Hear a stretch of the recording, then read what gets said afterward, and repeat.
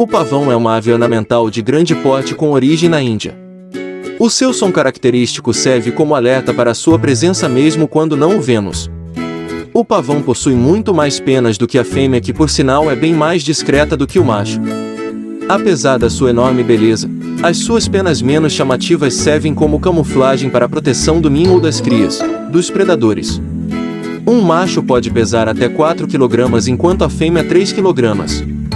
E esses são os sons dos pavões.